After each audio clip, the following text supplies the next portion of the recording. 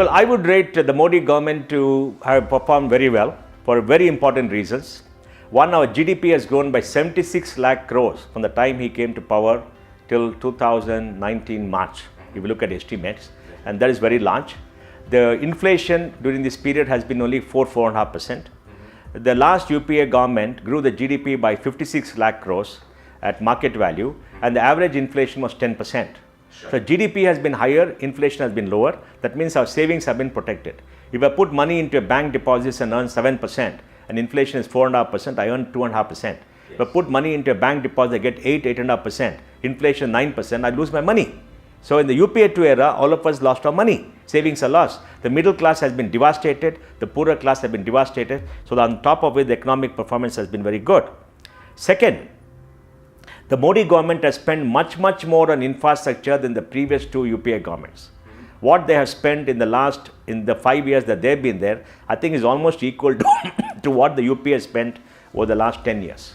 We have seen many more roads, many more bridges, the Northeast has developed, the railways infrastructure has gone up very largely. I think the railways are spending something like about 6.5–7 lakh crores for the last 5 years, and they've been rejuvenated. There are no unmanned railway lines anymore, because railway crossings anymore, and we have seen the airports work at peak capacity.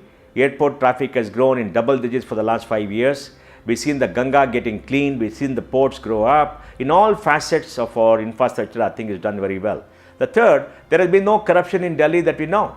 The Rafale thing is totally bogus. There is no 30,000 crores that Narendra Modi can take and give it to anybody.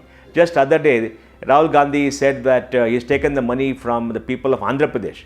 I'm sure Babu will be surprised that where was the money that he couldn't take for his own people that Modi took to give it to from the people of Andhra Pradesh. It's a joke, and that they're lying through the teeth, and not the people of this country are asserting this teeth. So I think on all economic indicators, jobs, I think totally about 3.5 crores to 4.5 crores jobs have been created.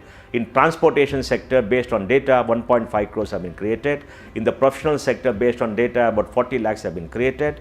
And in the EPFO data and ESI, another about 1.5–2 crores jobs have been created. And if you look at government jobs, about 35–40 lakh jobs have been created.